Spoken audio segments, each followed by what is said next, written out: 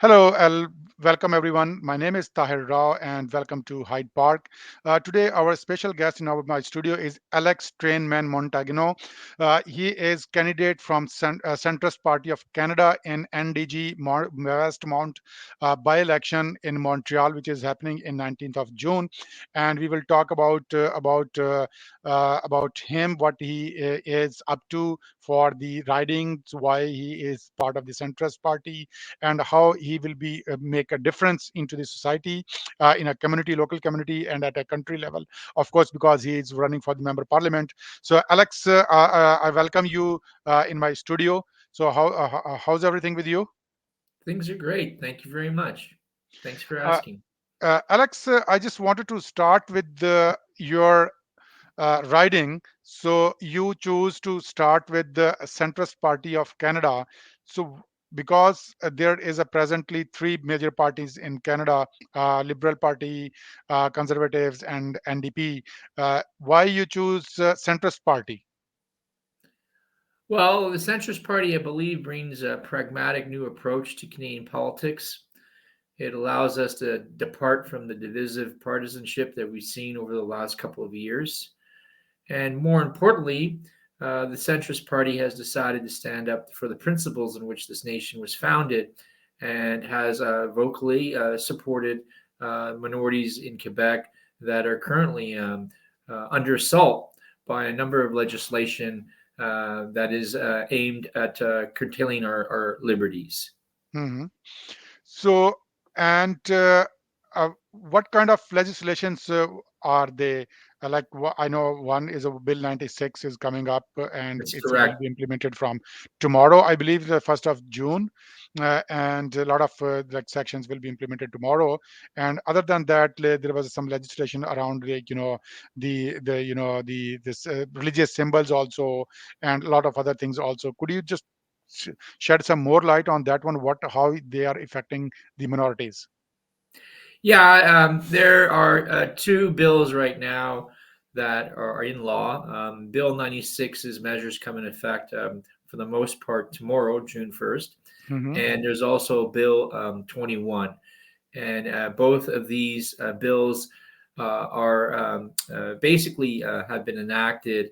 Um, Bill 21 more under the guise that of ensuring the secular nation of and secular, excuse me, state of the Quebec province or state, and the Bill 96 is a bill that's designed to shore up, as the nationalists say, French in the province of Quebec. And Hmm. both bills are really, I feel, an attempt or a narrative that's being driven by identity politics right now in Quebec. And it's a suppression of civil liberties. And most importantly, it's an imposition of a cultural ideal on the population as a whole, which I must point out is extremely at odds with the character and the nature of cosmopolitan Montreal. So this is currently the environment we're in right now, which is Hmm. kind of hostile. If you do not prescribe to this chauvinistic, idealistic cultural ideal of what a Quebecois should be or must be.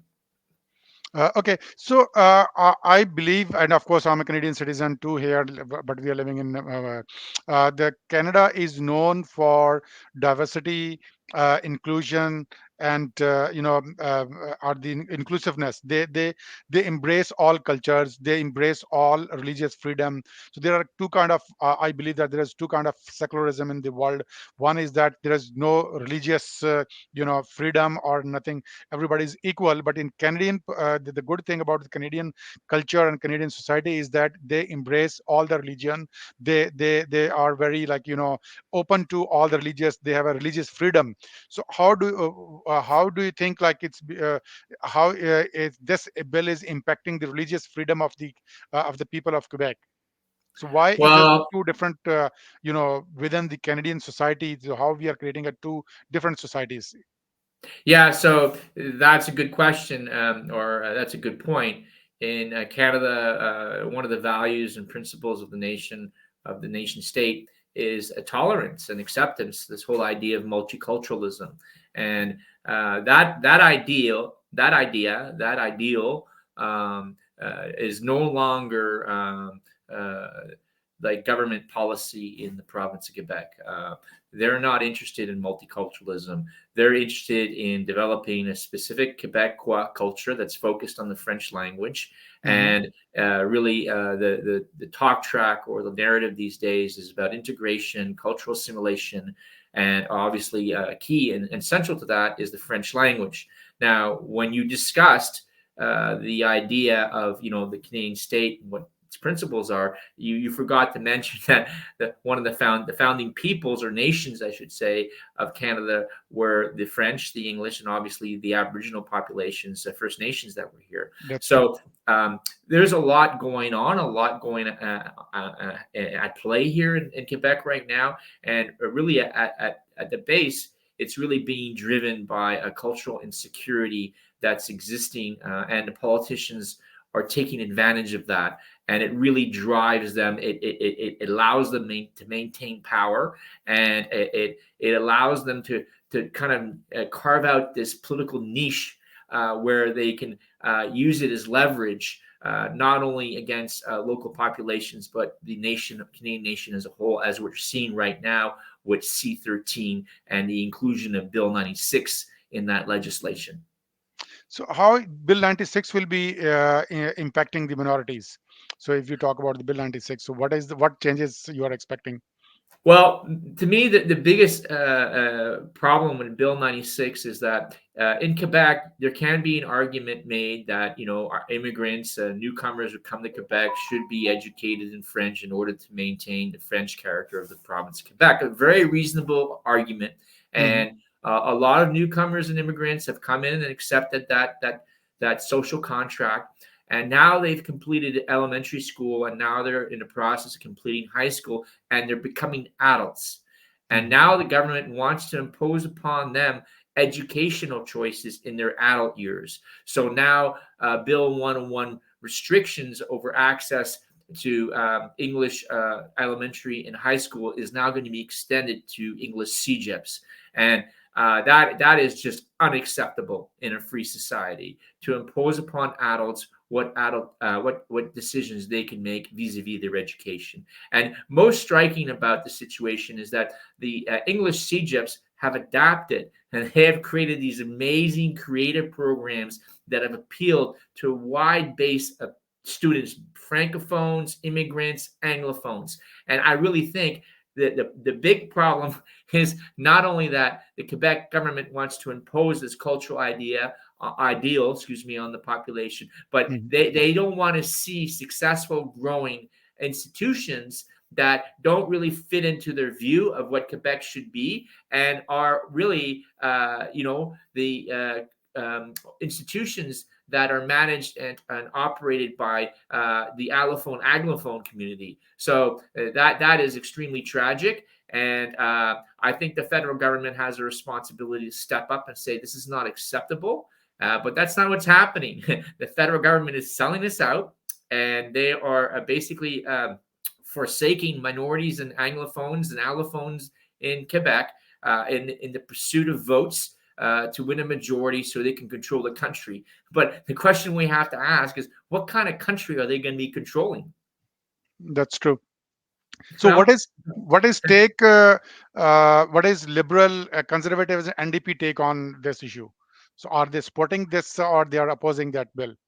the liberals, NEP, and the conservatives, and I must also point out the Greens, all voted in favor of C-13. So this is really an abandonment of the minorities in Quebec, and Hmm. I just find it very upsetting and ironic that when the country is in crisis of separation, the federal government comes to the minorities and allophones and anglophones in Quebec for our help in order to save the nation. Yet when they are looking for an opportunity to win votes to secure the election and win power, they easily sell us out. They just sell us out. They forsake us. And I really think that this is what this election is about, and that's why I'm running in this election.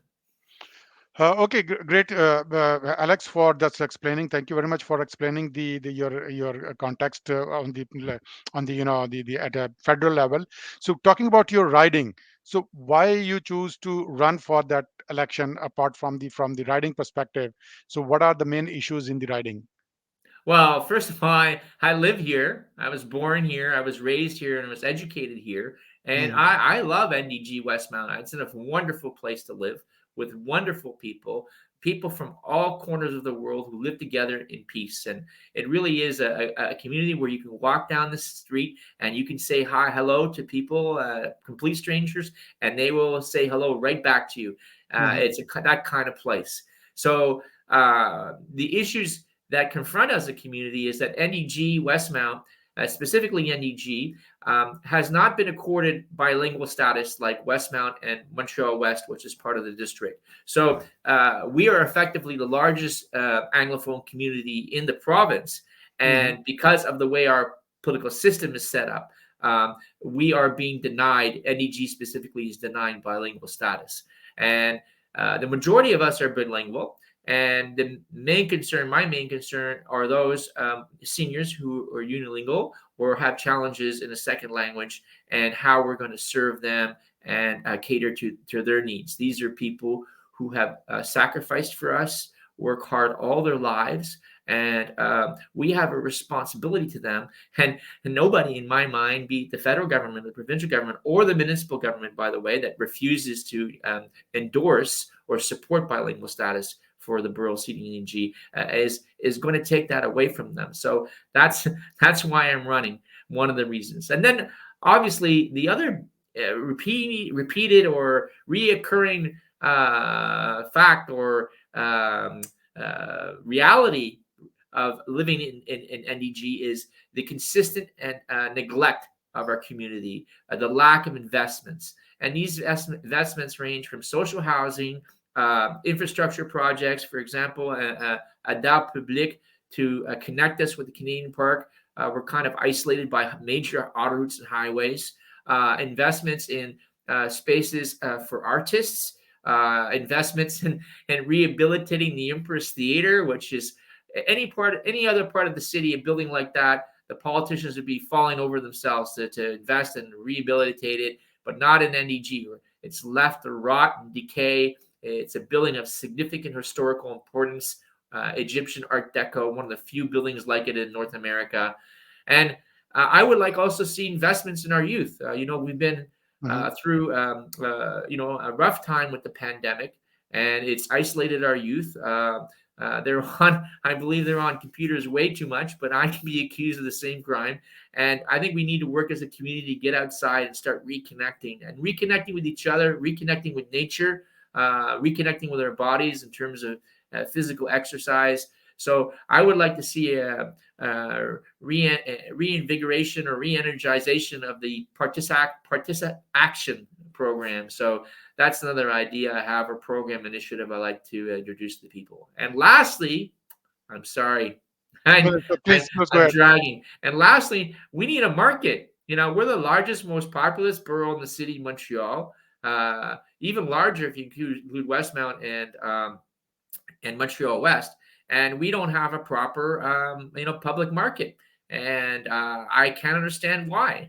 We have a large population, which is dynamic, with lots of entrepreneurs, and I just don't understand why the authorities have never invested or made that kind of investment in our community. Okay, great. So okay, we'll just talk about a little bit about yourself also. So, what's your background, and could you please tell us more about you? So, where did you grow? You mentioned that you grew up in the same riding, and so what is your educational background? What is your business? What are your hobbies and all that thing? So, could you please explain to me? Sure. So I was born in St. Mary's in Lacombe in Côte-des-Neiges. I grew up in Montreal. I went to high school in NDG. I went to John Abbott for CEGEP, believe it or not, which Mm-hmm. is in the West Island. I did my BA at both Concordia University and McGill University in political science. Um, and I studied developmental politics. It was something that interested me, as well as Canadian politics. And then I went off to do a postgraduate degree in business. And I spent, I've had an interesting career in the IT sector. I was in the IT sector working for corporations like ViewSonic, LG Electronics, Xerox, Hmm. as a business development manager. And I had the pleasure of traveling throughout Canada. Um, and I did a stint in the environmental sector as well. And now I'm the owner operator of a small business. I'm a general contractor, and I specialize in restoring and rehabilitating old Montreal NDG homes. It's been very, very satisfying for me. And I currently have a team working for me, the United Nations, I call them, Bulgarian or Ukrainians, Filipinos, Hmm. Somalians. Um, so it's been a lot of fun.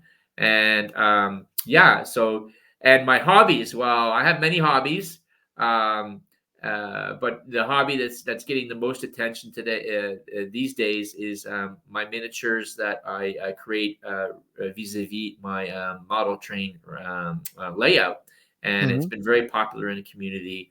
I do a lot of models that are based on local institutions or local iconic restaurants, and really using the layout, the buildings as a vehicle to build a community conversation. And that touches on obviously my activism in the world. That's 20 years plus. I was involved with the NDG Cotonage NDG Residents Association. I was involved in a group that challenged and held Michael Applebaum accountable. Very dark period in our history, Montreal's history, with the resignation of Gerald Tremblay and the Hmm. arrest of the former borough mayor of NDG, Cotonage NDG, Michael Applebaum. Um, so I've been very active in the community on many different levels. And if it's because why? Because I love this place. And I really, as a student of political science, I really do believe that it's important for all of us to engage and contribute to political life because, as the saying goes, either you take care of politics or politics takes care of you. And in Quebec, politics has been taking care of the minorities and Anglophones in a very, very negative way. It has not been. We're in a dark period right now. It reminds me of the Parizeau years, and yes, and we're managed, and the government of the day, I should say, is not a government that carries its mandate from the cosmopolitan city of Montreal. We're like this. I get this sense that we're like some sort of, they perceive us as a threat.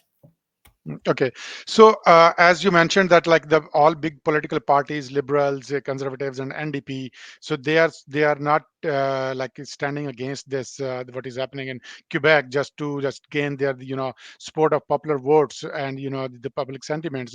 So what prompted you to stood against the odds? Oh, I've always been an underdog kind of guy, and I really thought it was time for someone to stand up and say, no, this is not acceptable. We're not going to Hmm. let the federal parties just like roll the run the bus over us, or I should say, railroad us. And I just decided, no, it's something needs to be said, and I'm running in this campaign, and it's been great. It's been very positive. Uh, People have been very receptive. As many people have seen, I'm using the iconic my iconic railroad uniform to grab attention. As Hmm. this was a uniform that I used part of my art exhibition as related to the train art as part of art hop. And Justin Trudeau called the election, and I was in character, and I just decided to continue and run with it.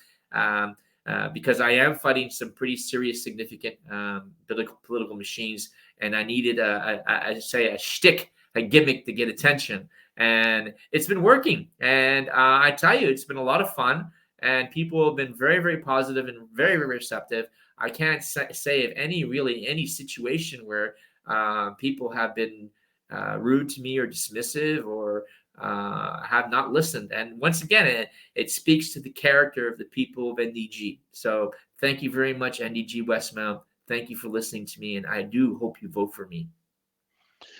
Thank you very much, Alex. So nice talking to you, and wish you good, best of luck for your June 19 elections. So we will connect you once you win the seat, and hopefully you will be the next MP from the Westmount area. And that's it from my side. If you wanted to give any message to the community, to the nation, so it's my platform is here. Just you can talk to the audience if you want. Yeah, I guess in a final statement, I would say just imagine the message that we will send as a community if Alex Trainman Montagano is the winner on June 19th. I think that would just send shockwaves to the political establishment in Canada, and it would demonstrate the level of our dissatisfaction with the current arrangement. And so, come June 19th, please, I need your vote.